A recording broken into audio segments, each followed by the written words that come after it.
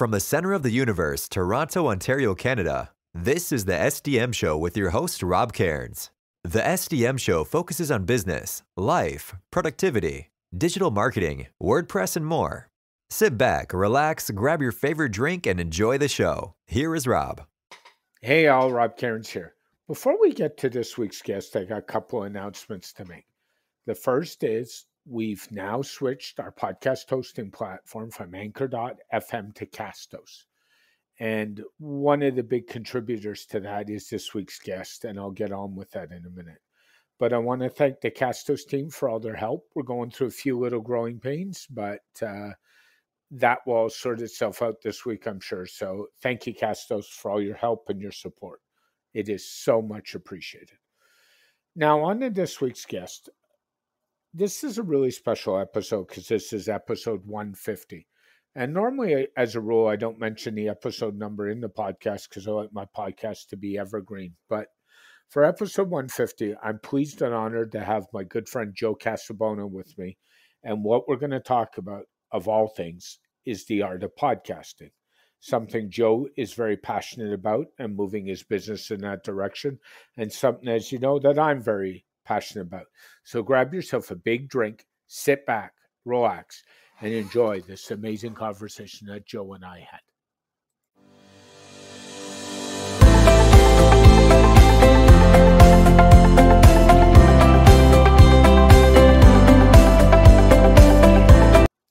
Hey everybody, Rob Cairns here. I'm here today with Joe Casabona. How are you today, Joe? I'm doing very well, Rob. How are you? Doing great. You've just come back off 2 weeks vacation at the time of this recording, or 2 weeks away, so you should be doing well, I think, right? A week on the beach didn't hurt? No, a week on the beach doesn't hurt. And I did do a little bit of work because I planned, well, we were down a babysitter for the month of August, so I was a little behind, but you know, working with an ocean view makes even working nice or nicer. It sure does. And you were down at a conference in Orlando, you said, one of Chris Lemma's events, and I love Orlando, so I'm glad you got there. So that's a good thing too. Yeah, I was a little nervous, given the state of things, especially in Florida, but it was good. You know, the plane was fine. And I hung out with my brother who works at Disney World for a bit. And then the conference was pretty low key. I would call it more of a retreat, I guess, than a conference, but it very effective. It's called Skip the Grind. And, you know, it was, I feel really confident about the direction I'm taking my business in thanks to it. Oh, great. And that's the important thing with conferences is if you take away one or two takeaways and get some affirmation or get some, maybe I'm not doing it the right way, that's so key. So one of the reasons I wanted to have you on was to talk about one of your favorite topics. I know we were talking earlier, and one of my favorite topics, and that's podcasting. So could you tell the listeners a little bit about your background and how you got to where you got to? Yeah, absolutely. So, I mean, depending on how far we want to go back, I'll just say I got into web development in high school. Okay. People who have listened to my show or have heard me on other podcasts have heard me tell this story about how my church came to me and they basically said, we need a website. You're good with computers. Can you make us one? And I said, no. And then they said, we'll pay you. And I said, yes, I will make you a website. And so I did web development for a long time. I went to school for computer science. I got my master's in software engineering. And then during my master's degree, I was also doing a teaching assistantship to pay for the master's. And I really loved teaching too. So, after I got my master's, I basically told the department, look, if you need an adjunct professor ever, let me know. And the timing was perfect because one of the adjuncts was retiring, and so I took her spot. And so I got to teach. I got to program and continue freelancing. One part of my background that I think is important as we get to how I got to podcasting is I did drama club. So I was in school plays from second grade all the way up to 12th grade high school. And then once I got to college, it was pretty competitive. So I focused on other things in college, but I love performing. One of the reasons I love public speaking as well. And so programming, teaching, performing, all came together for me when I started podcasting. My friends and I started a podcast called TIL Podcast for Today I Learn in 2012. It was terrible for a bevy of reasons. One is that if you're going to have a panel show, you need a good moderator, and I'm a terrible moderator because I get sidetracked. But that podcast showed me a lot of what I needed to know in order to launch a successful podcast, which I did in 2016 with How I Built It. And so podcasting allowed me to fill what was now a void in performing because I wasn't doing drama club anymore, and teaching because when I got married, my wife and I moved away from my alma mater, the University of Scranton, because she got a job at a hospital about an hour and a half away, and I worked remotely. So podcasting let me fill this void, and I've been doing it for a while now. And one of the more common questions I was getting was, how are you making money with your podcast? How did you grow your audience? And it took a lot for me to figure out. I thought I just got lucky, but it turns out there are a few key things that you need to do in podcasting still today, 5-6 years later, to monetize and be successful podcasting. No question on that one. And it's funny, you say you came from a drama background. One of the backgrounds I come from is, and I like performing, and a lot of people have said there's never a stage I've never liked, is I come out of a debating background, believe it or not, Joe.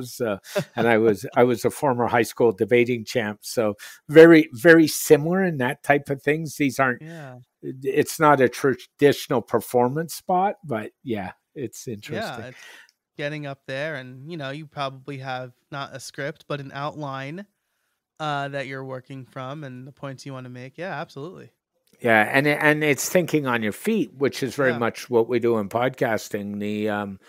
I'll share, and I don't know if I've ever shared this story. I was doing the provincial final debate as a high school student back in 1981, and I dropped my notes in the middle of my summation with all my notes on to summarize my team's side of the resolution, and decided then not to pick them up and go with it. And we actually won because I didn't pick them up. The head judge said to me after, if you had picked them up, you would have lost.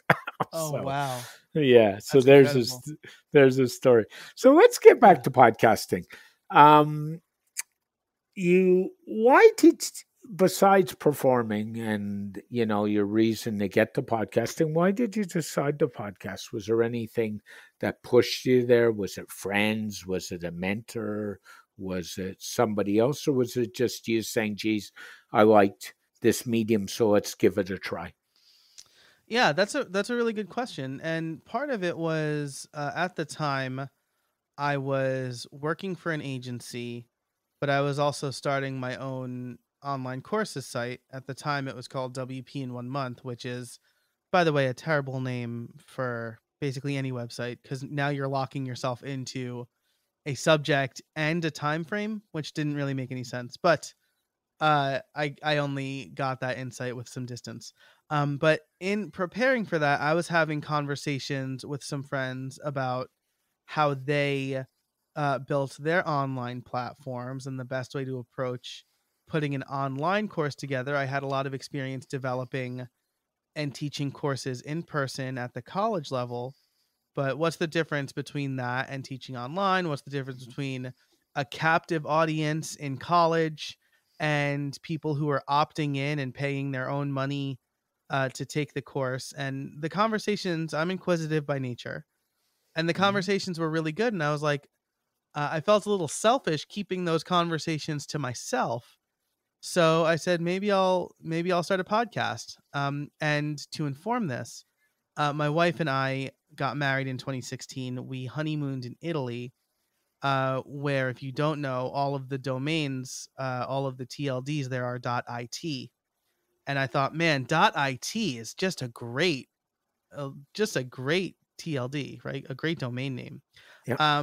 And so I was trying a bunch of stuff, and I saw that howibuilt.it was available. So I bought the domain before I even kind of had an idea for it, right? As I'm sure many of us can relate to. But buy a domain because you think it's good. And so it kind of came together, right? Where I was like, I'm asking people how they built their thing. I have this domain, howibuilt.it. And so I was like, I'm going to do a podcast about this. And I recorded the trailer. The first episode came out in, the trailer dropped in, I think, January of 2016. And the first interview was end of August of that same year. That's a great story. Now, we all know in podcasting, audio matters, and even in video, audio matters more than people think. What's your suggestion to somebody who's just starting out and says, geez, I want to do a podcast? What should they do for audio? What should they do for where to host it, and so on? Do you have any really quick suggestions? Yes, actually, your timing is very good. I'll give you this link to put in the show notes, if I can. Sure. But if you go to podcastliftoff.com/beginners, you have my full recommended beginner kit. So for me, the ATR 2100X microphone, it's $99. It's a USB mic that is also an XLR mic, so it's pretty versatile and pretty forgiving of your environment. If $100 is a little outside your budget, I do have another blog post. How to start a podcast for less than $100. Yeah. Without the subtext there is without using Anchor. Which I think we were talking in the pre-show that you do use Anchor, right? I do. Yeah. Okay. So I will just say the caveat here is I do say Anchor is good if you're starting your show. But there are a couple of other options that I would probably recommend because they offer a paid tier. So, but anyway, the Samson Q, the number 2U is it's Q2U. It's like a $60 microphone. That's really good as well. And then for audio host, if you absolutely are just trying this out, and you're not ready to pay for any hosting, Anchor is a good place to try things out. I would just caution that, since they were bought by Spotify, it might be different now, but I'm always wary of something that's free and doesn't offer a paid plan, because it means that you are the product, essentially. I knew you were going to go that, and that's so true. My problem is, and I'll be frank, I'm just been too lazy to move it. I keep saying I should move it. I should move it. And, and you get busy dealing with clients, you get busy dealing with podcasting, and I'm looking at my list to do in front of me as we speak, and it's saying to look at moving podcast, and it keeps finding the bottom of my priority list. So absolutely. And it was for me as well. Cause I was on Libsyn, which, so if we're going with audio hosts, the number one I recommend is Castos, and I'll get there in a minute. But if we're talking about cost wise, right? If you're like, I really can't spend any money on this to see if it's worth doing. Anchor, Podbean offers a free tier, and then Libsyn offers a $5 a month tier. So the way I would say that, I'm like, look, if you're gonna buy a Starbucks coffee, just like skip the Starbucks coffee one day, and your podcast hosting is paid for. I agree. And so, but Castos, which is $19 a month, is the one I recommend, because it's great. It's really good. It's affordable. I think it's easy to use, and it has the best WordPress integration I've seen. And so for a while, I guess it's a little over a year at this point now, I was hemming and hawing about switching. And then Matt Medeiros reached out and was like, how are we going to get you over to Castos? And I said, look, man, I've got like 200 shows almost. and I'm like dreading doing the migration. And they're like, we have a migration tool. So like, we'll double check that for you. So they handled it. When you sign up for Castos, they do ask if you have a current feed, and they'll import your show. Which smartly for them makes switching easier. So if you're looking at Castos, I think they'll do the migration for you. Which means I'm reaching out to Matt, who I know very well. Yeah. And so here we go. You can blame me on that. Oh, I will gladly blame you. That's not a problem. Watch for the tweet to come. So we've talked about hosting.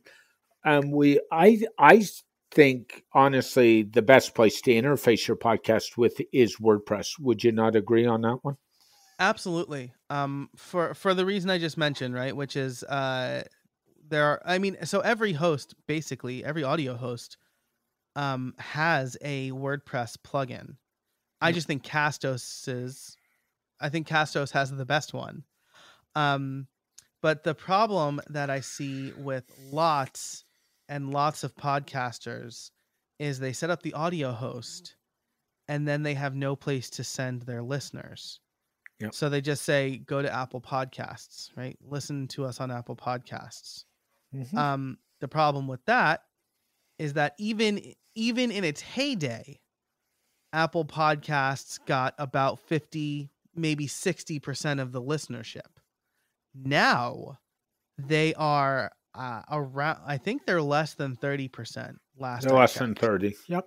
Yeah. So if you say go listen on Apple Podcasts, you are excluding 70% of your potential listenership.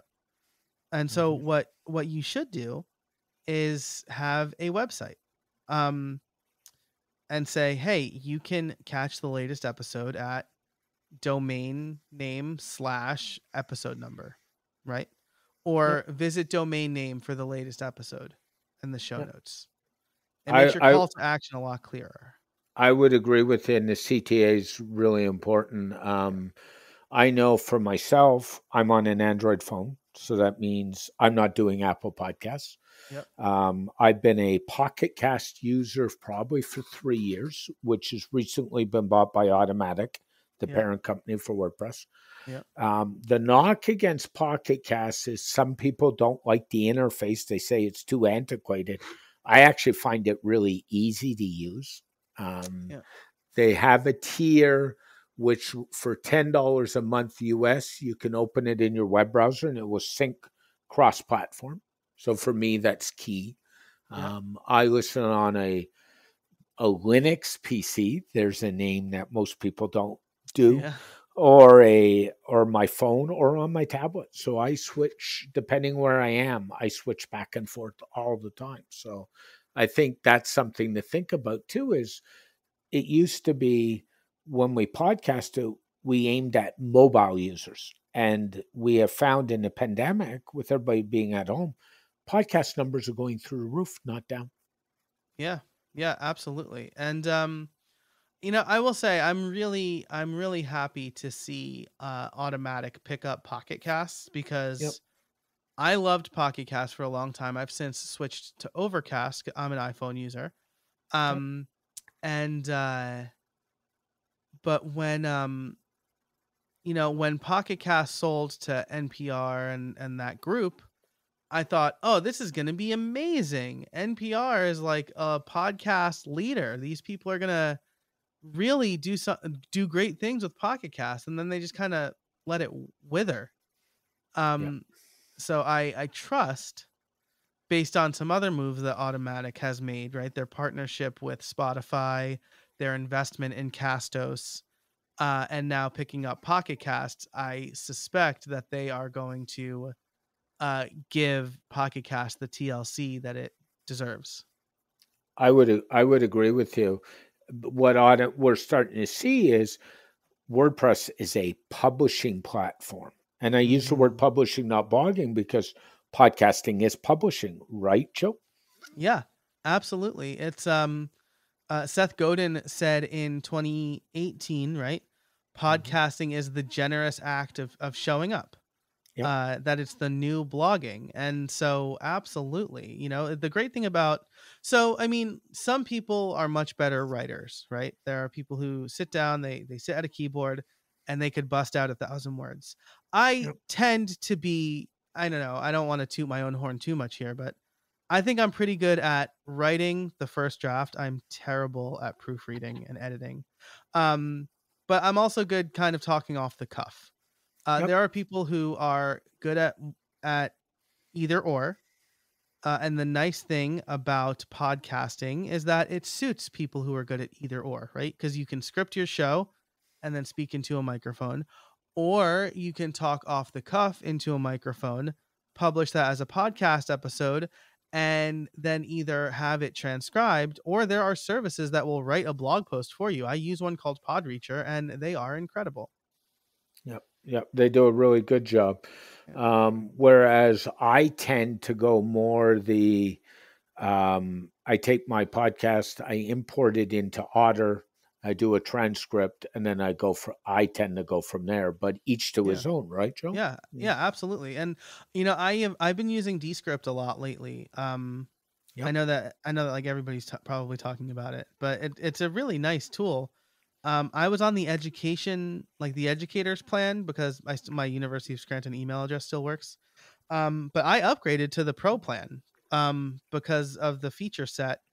But yeah, starting with a transcript is a good way to do it, because you'll talk. I'll usually outline when I'm talking off the cuff, and so I'll look for keywords, I'll see how I worded it, and I'll kind of spruce it up if I'm doing the article myself. Or what I've been doing lately for the show notes for how I built it is a top takeaways section. And Okay. so I can comb the transcript there, because again, I make notes during the interview, but I may not get the quote exactly right, so I'll look for those keywords in the transcript and pull them out and finesse them a little bit. So I take it your view on transcripts versus highlights or top 10 is more the highlights top 10 route than the full transcript route? I do both. I think full transcripts are a must. I think they are a must for podcasts. And I say that with a heavy caveat here that they are expensive, right? Otter and Descript, and there's another one that's escaping me right now. That's like kind of the automated, like 10 cents a word or whatever. 10 cents a minute rather. They are making it more affordable if you are good at the proofreading stuff. But I have been paying an actual person to transcribe, not on Rev, because Rev is a little highway robbery. Like the automation is good, but those can get very expensive. So I pay somebody to do my transcripts. Her name's Evelyn. She does a great job. And I think they're so important because, first of all, accessibility, right? There are people who cannot listen to podcasts. There are people who prefer not to listen to podcasts. And then there are people who just learn better by reading, right? Maybe they're not paying it. I know, like, if I'm listening to a podcast where I really need to listen, I need to be basically in the car or sitting on my porch. Because if I'm doing anything else, I'm not listening to the whole thing and I'm not getting everything. But aside from that, there's been debates over whether transcripts help SEO. But what for sure transcripts do is associate text with the audio. So if someone is searching on your site for some specific term, that episode will show up. So I include highlights.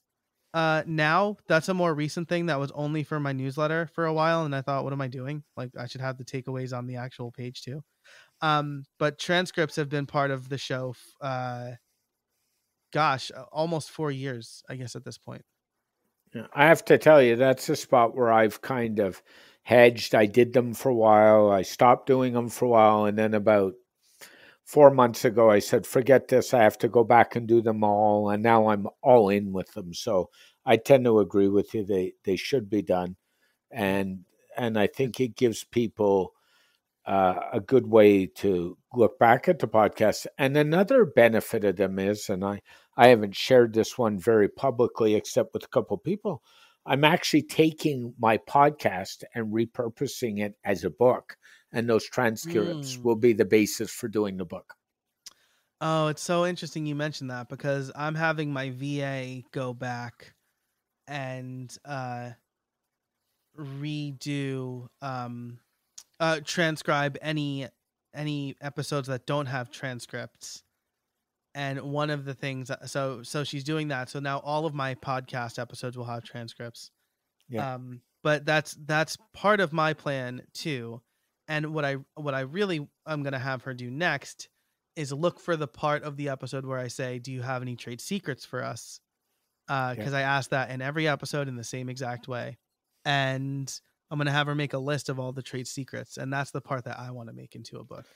Yeah. I'm actually looking at a binder in front of me as we talk that's got all 149 episodes that I've produced in that binder. So I can just reference it as I'm going through in this book project. So I never, it's funny. I never thought I'd get there. And somebody said to me, well, you've got a podcast. Why don't you just repurpose? And I'm like, yeah, might as well.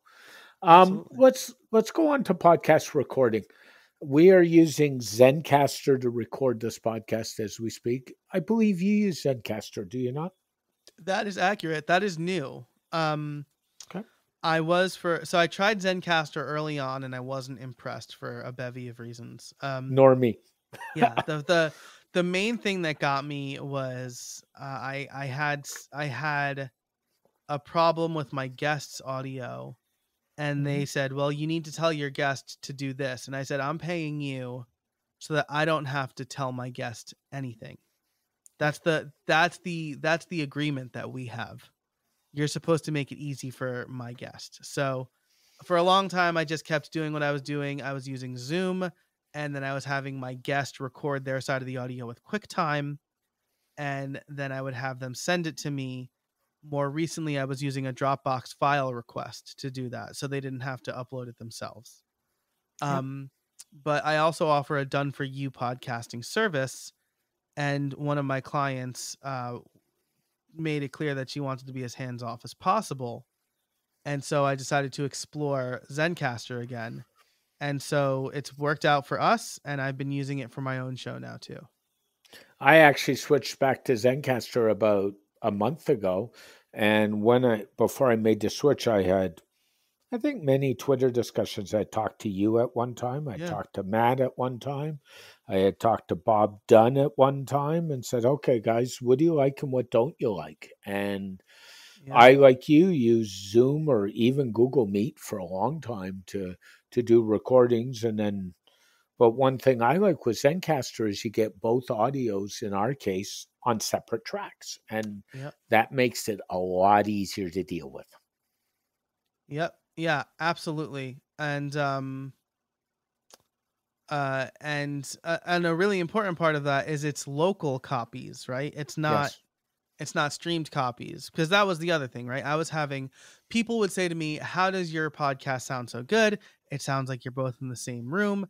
And it's because I'm getting the local audio. So it's uncompressed. It's not affected by blips in the internet connection, right? Our live conversation might be, but in editing, it's not. And that's what Zencastr and other ones like Riverside provide for you. So I've been pretty happy with Zencastr. I'm probably going to look at Riverside with their new 2.0 stuff, because I do a lot of live streaming too. And it looks like they rolled out some features for live streaming. So if I can consolidate services, I'm always looking to do that. Yeah. But you might want to talk to Bob Dunn on that one, Joe. I believe Bob's using Riverside as of the last time I spoke with him a couple of weeks ago. So I think Jen Bourne started that conversation online, asked me. Yeah. And I hadn't, but Bob offered his insight. Yeah.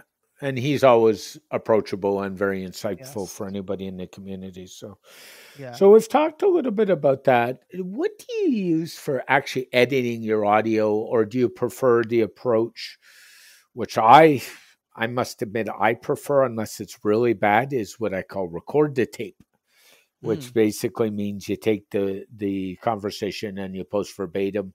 I've had dogs show up in podcasts more than once. I've had cats show up in podcasts more than once. I've chosen to leave them there because it shows a little bit of realism that you don't get. Any thoughts on that? And what do you use to edit your audio? Yeah, that's an interesting question, and it's an interesting approach too, right? Because I know people. I consulted with somebody recently who was asking me about editing because she said it takes so long. I try to edit out all the ums, and I was like, don't edit out all the ums. You'll sound like a robot. Like that sounds unnatural. Unless someone says like 4 times in a row and it's really drawn out, I don't think you need to edit that out because it does sound unnatural. But I actually do not edit my own podcast. I've hired an editor. And I actually recently wrote a blog post about this. It's called, I think you retweeted it actually. It's called what mowing the lawn has to do with losing money on your podcast. I did. It was a great blog post. Yeah. Thank you. It's that's an honest to God story. I was supposed to, because we were getting ready to go on vacation and I was doing all this travel, I was going to take a Saturday and do some business related work so that I wouldn't have to while traveling. But we've gotten so much rain here that the yard was starting to look like a jungle, and I needed to mow the lawn. And in mowing the lawn, I realized, well, I need to also weed whack. Also, like, this rose bush is gonna like eat one of my children. So this thing that usually takes me an hour, because I don't have professional grade equipment, took 4 or 5 hours because my lawnmower kept stopping because the grass was wet and it was too long. And I thought, well, I just lost $600 or $700 in billable hours. Yes. And the same thing can be said because the converging thoughts, the same day that I had to do this, or within the same week, I was reading about on a podcast beginners group on Facebook, how long does it take you to edit your podcast? People are saying, oh, it takes me 2 hours, 3 hours. And I just thought, what would you be able to do if you got that time back, right? Record to tape, done, right? You've got the conversation, you're publishing it. For people who are editing, if it's taking them 2 to 3 hours, that's time that they can spend doing other things, right? Like batching episodes so that they're not figuring out what episode to publish the next week. And my editor charges me $35 to $40 an episode because I don't have him do a lot of stuff. If we stop or there's an edit point, I'll have him fix that. But if it's a pretty clean interview, I just have him improve the audio a bit, add the bumpers, add some music for the sponsor spots. And so 40, let's say $40 an hour. Let's say $50 an hour. And let's say it takes me 2 hours to edit my own podcast, which it did before I hired him. Is an hour of my time worth $25 to me? Is the question that I was asking. So this is a really long-winded way to say, for how I built it, I don't edit. I have somebody edit. However, for the WP review, that is more record to tape. I use Descript. Descript, you can easily, because it's an editing tool too, so you can easily add the intro music with a bumper, and then I talk, and then I add the outro music again with a bumper, and I just kind of skim through the automatically generated transcript. I highlight the words that I'm like, well, I want to read. That was a rant. Let's remove that. I didn't say some nice things about someone. Let's remove that. And then Descript now has direct integration with Castos. So right from Descript, I export to Castos. And that's a very fast process for me. Between outlining, talking, and publishing, it probably takes about an hour and a half. You just hit the nail on the head, Joe, with the word process. And I think a lot of people, and it doesn't matter how you choose to do it, do not have a process down. So when they go to edit a podcast or do anything else in business, they go at it from a different approach every time. And I know, like you, I have a process where I add my bumpers. I tend to add mine in Audacity. I've been an Mhm. Audacity user for a long, long time. Yep. That's what I And recommend to most people. and people say, well, why don't you switch? First of all, I'm on a Linux box, number Yep. one. I've got Windows and Mac experience like nothing. And I had Adobe Suite and I never used Adobe Audition because I like Audacity.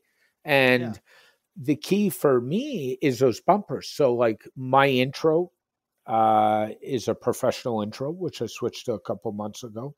I've got which had a voiceover guy do. And Nice. I've got an intro I do for the guest.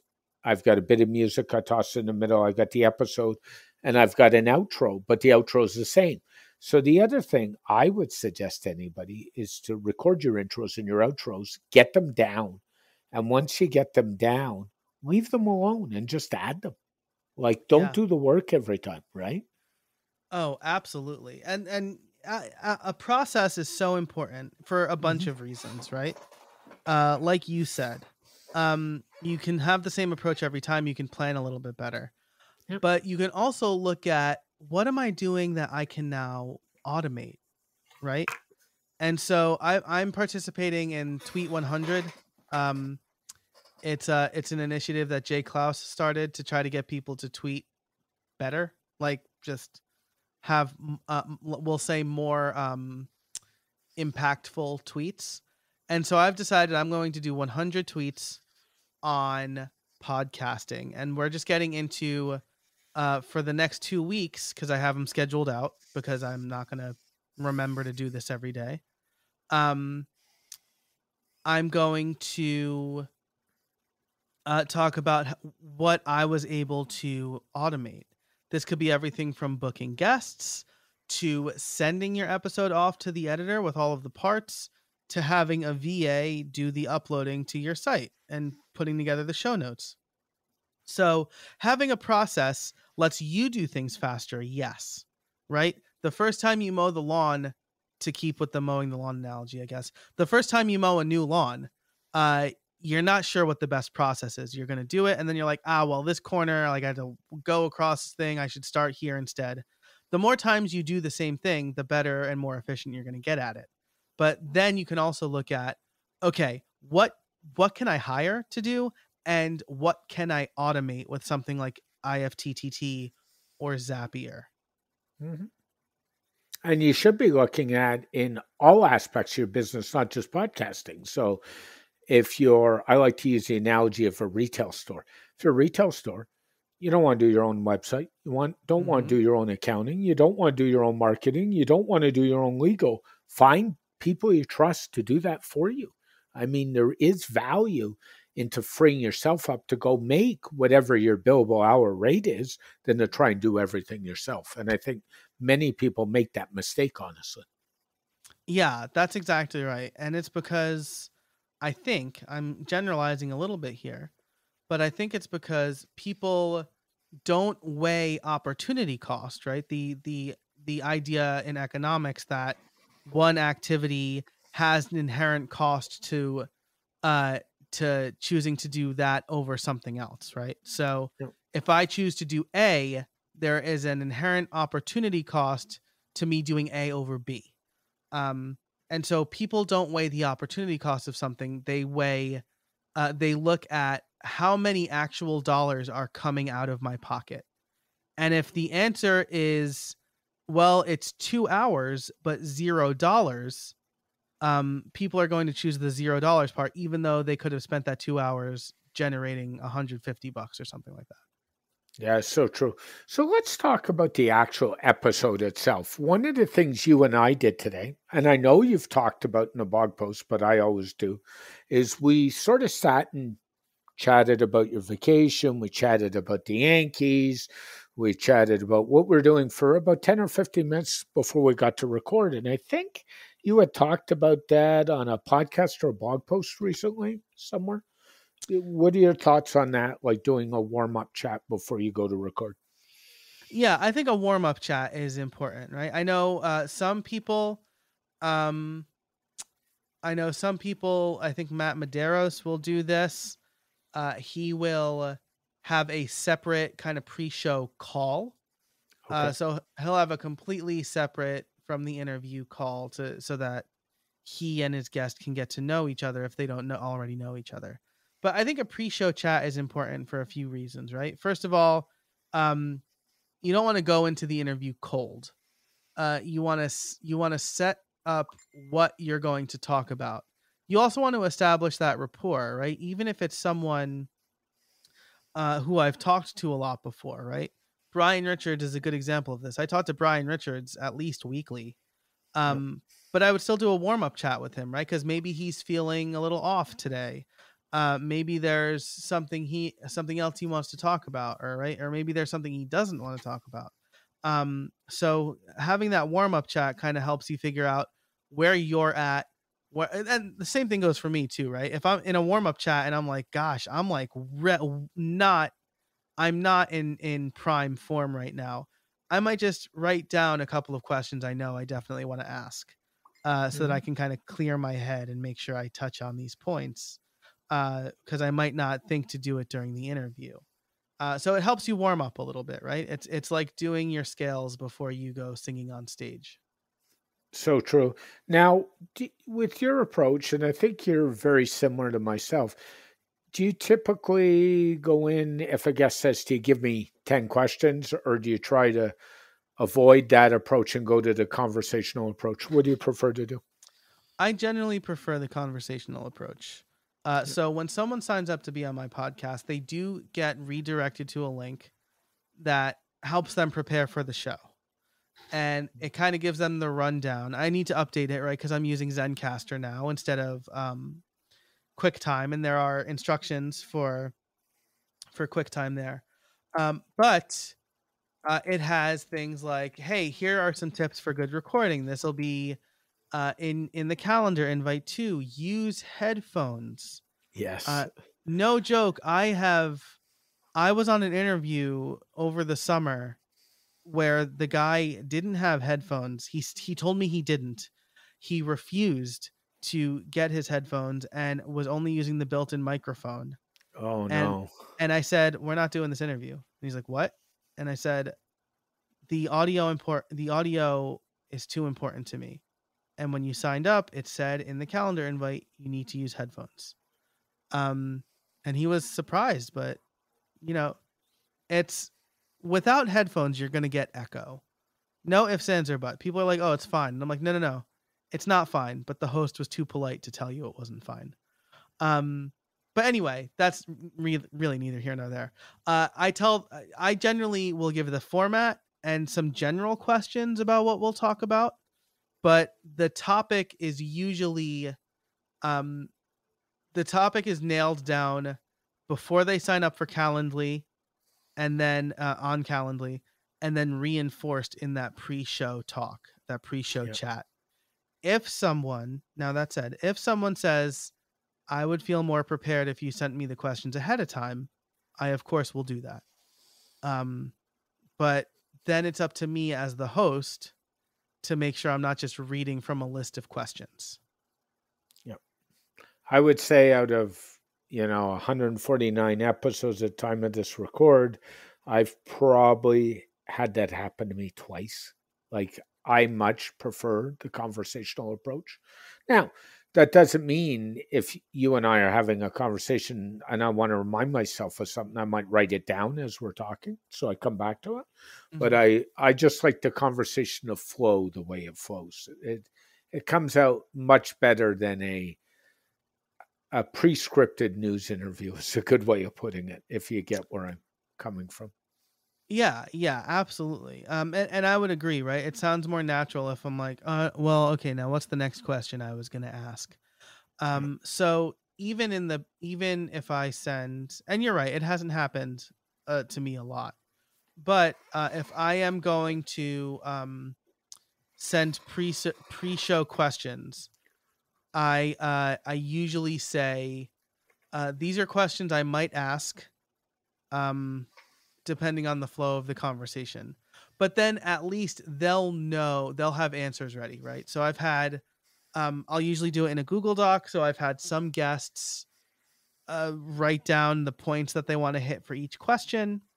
And you know, again, whatever makes ultimately I want my guest to feel as comfortable as possible, because that's what's going to make for the best conversation, right? If they're nervous, or they're stumbling over their words, or they want to rephrase or restate a lot of things, that's gonna be a lot of editing. So I want to make sure to raise the comfort level as much as possible. I would agree. So we get the podcast recorded, we get it produced, and the old adage used to be, produce it and people will come. And we all know in today's world of the web, that doesn't work that way. So how do you like to promote your podcast? Yeah, this is maybe the toughest, right? Because it's not like YouTube where you go to a single place for videos and there's an algorithm. So first thing is I make sure my podcast is on every podcast directory possible. Luckily, most just feed from Apple Podcasts. So like I think Pocket Cast is this way, but maybe not. Overcast definitely is. Castro is as well. So I want to make sure I'm on all of the podcast directories. That includes Apple Podcasts, Spotify, Pocket Casts, Amazon Music, Stitcher, iHeart, TuneIn. Yeah. And then any place else I hear that is offering podcasts. Facebook is doing podcast integration now. My show will be on Facebook. If that's where people want to listen, that's where they can listen. Castos automatically sends my podcast to YouTube. If that's where people want to listen, they can listen. I think that is one of the single biggest things that you can do to increase the reach of your podcast, right? Is make sure it's where the people are. Because that's ultimately who will determine what they listen to. The other thing that I do, as we touched on this earlier, is I make sure I have a dedicated page for each episode, right? So this is for those outside of the SEO and web development industry, this is called the canonical link, the one true link where you can send anybody. Apple Podcasts is not that, because not everybody can hit that link. But howibuilt.it/233, that is a website. Anybody can go there. And on that website, I have a player, but I also have subscribe buttons, so people can subscribe wherever they want to, if they want to. Those two things increase the reach organically and make it easier to then do everything like share on Twitter, share on LinkedIn, share on Instagram. I've been experimenting with audiograms, but it's mostly having a clear link to share with people and making sure it's everywhere people listen. And the other thing we were talking about in the pre-show was newsletters. And I think if you build your newsletter, and at the time of this record, my newsletter is sitting around 8,500 people. Wow. I certainly get my podcast into my newsletter every day, every week, because that increases the number of listens. Yeah. That is another great point, right? I will promote my newsletter on my podcast, and I will also make sure to mention my podcast in the newsletter. So one of the things that each newsletter send has is from the podcast, where it has the link, the description, and the top takeaways, and then a big listen now button. And so, you know, people may not subscribe in an app, but now everybody knows that I have a new episode out. Yeah. Or at least the 25% of my newsletter that opens my newsletter. And then the other key is to get stuff out in a timely way. So there's two types of podcasts, as I always say. There's the evergreen podcasts, and then there's the timely podcasts. So the evergreen is more I interviewed somebody who wrote a book. Whether it comes out today or next week, it doesn't always matter. I weighed in on a debate that's going on now. That's more timely. That needs to get out now. I think as a producer, you have to juggle that as well, right? Yeah, that's absolutely right. And this goes kind of back to the format of your podcast, right? Mine is not generally news based. So mine I'll promote it that first week. I'll schedule some tweets for 14, 30, and 60 days out maybe. But it's WP Review, on the other hand, is generally news based, right? So I put it out. I mention it in my newsletter, but I try to get it in front of people midweek because I know a lot of the other WordPress related newsletters come out Friday or Monday, and I want some time for those folks to pick it up and share it in their newsletters too. It's the same reason I actually put my newsletter out, which is more a business newsletter, on a Wednesday, because most newsletters come out on Fridays or Mondays. And so I try to stay away from them for newsletters, for podcasts, for everything. I just shy away from Fridays or Mondays for that exact reason. Yeah. Joe, Absolutely. this conversation's been great today. Thanks for your time. Do you want to tell people about the new podcast project you're working on that we were talking about before the show? Yeah. Refresh my memory. Was this podcast left off I was mentioning, or was this? Yes, you were. Yeah. Okay. I wanted to make sure. So I have a course called Podcast Left Off. You can find it at podcastleftoff.com. And Skip the Grind, which I can't remember now if we said in the pre-show or if we said it on recording, but has given me a lot of focus. And so I'm offering a few new services based on what I learned there. One is a podcast audit. So I will do a podcast audit for your show to help you understand where you can optimize your show to ultimately to make money. My focus is on helping people make money podcasting. And then there's the main offering right now is the course over at podcastliftoff.com, but there's a lot more stuff coming. So there'll be a newsletter sign up on that page, and you can sign up and get the latest for what I'm working on as well. And if somebody wants to get a hold of you, Joe, directly, what's the best way? I would say Twitter. I'm at J Casabona on most social networks, but Twitter is probably the place where I'm the most accessible. Yeah. And your tweets are always worth reading. So if anybody's not following Joe, please do, because you're going to learn a lot. And Joe does a bit of a mix of business and some fun stuff. He's a staunch Yankees fan, so there'll always be a Yankees tweet and a post, give or take, right, Joe? Yeah. Upsettingly, I'm a Yankees fan lately, but I long for the days of early August when we won 13 games in a row, or late August where we won 13 games in a row. Yeah. Thanks for your time today, Joe. Have a great day. Thanks for having me, Rob. This has been a pleasure. Thank you. Bye-bye.